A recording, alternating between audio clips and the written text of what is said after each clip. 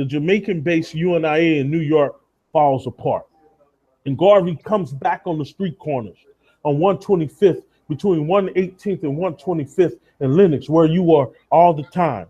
And he gets back on the stand and starts preaching. And he starts saying black people have to unite. We got to put down our cultural differences. We got to put down our religious differences. And we got to come together and retake Africa and be a people, reminding ourselves continuously of the time in history when we once ruled ourselves, when we were not the subjects of slaves of Europeans. And then he ran into a brother. This brother is so important to Garvey. His name was John Bruce Gritt. Google him. John Bruce Gritt, who was residing in Harlem. He was around 50-something years old at that time. Garvey is in his late 20s, early 30s at this time. And Gritt is so important. John Bruce Gritt, why is he important? He's important because he links Garvey to the 19th century Pan-Africanism. And he was the elder statesman. He was the John Henrik Clark of his time. And anything he said, because he was so righteous and he was so committed to black people, they would do. Also, I forget to tell you this, when Garvey made his trip to the American South in 1916, you wouldn't believe who wrote him his first letter that allowed him to get into many of the black churches and black fraternal organizations of that time. It was none other than W.E.B. Du Bois. Right? This is why I say people don't know the history. They ain't read nothing. So they be making all these crazy statements that they know nothing about. And you have to be trained. Brother, it said that John Bruce Gritt was born a slave. Born a slave, brother. But he was the man. He was the key to the Garvey movement until he died. And when he died, they came after him because he was the glue that held black America together. He was righteous. He practiced ma'at. He came from a very righteous family. And he was an ardent, born again, die for Africa man. But Garvey tried to bring him in several times to the UNIA, and John Bruce said he would walk past him in Harlem and just look at him and say, look at this little bitty short, dark-skinned Jamaica, thinking he gonna do something. He writes about this.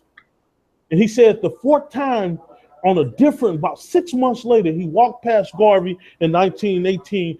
Garvey is on top of some steps preaching about Pan-Africanism, and he said the spirit of Africa hit him. This is John Bruce Gritt, and he said he looked in Garvey's eyes and saw that he was serious.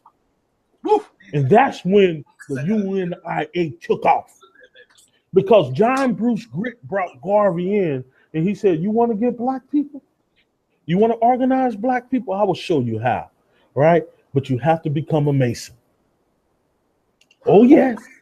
He became a Mason. And then now I'm going to get all these pseudo untrained. The hell with them. Don't pay them no mind. Keep going. But they don't know what the hell they're talking about. Don't pay them no mind.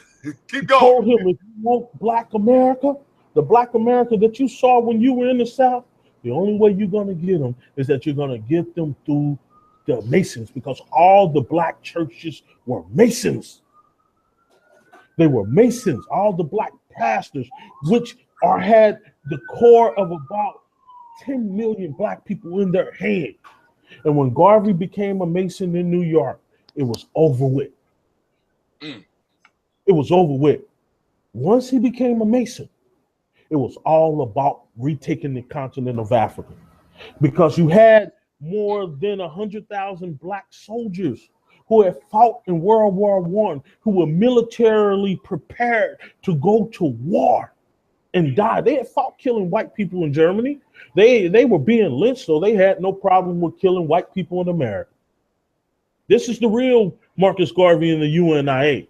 And once he became a Mason, the whole black world, the center of black America, the most Pan-Africanist group of black people in the world, gave him whatever he needed.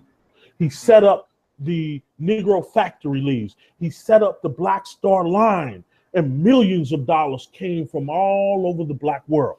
At $5 a share, he set up the Black Star Line and said, black people, I'm going to buy a ship and we're going to trade between Africa, the Caribbeans, and the United States. We're going to set, that wasn't the first venture. We had ventures like that in the United States during the 19th century, but they all failed, right? And so Bruce is telling him the history of black people in this country and how to get them. He tells them this, right? And so 1918, he now has John Bruce on his side. And with John Bruce, W.E. Du Bois and none of the reactionaries at that time would dare to say anything because he was the Dr. Clark of that time. He was the most respected black man in America. And with that said, we see the beginning of who Marcus Garvey becomes. And then 2 years later, he has the first Negro convention of black people, the first and the largest group of organized black people to come together since the transatlantic slave trade. More than 20,000 black people, delegates of the UNIA, advocating for an independent Africa and for black people to leave here and go back home and build Africa up into an empire and that it would gradually take over the world. These were the true Garveyites. They ain't what people are talking about now. These were the true nationalists.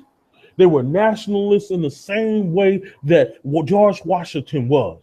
Speak, Garvey, speak.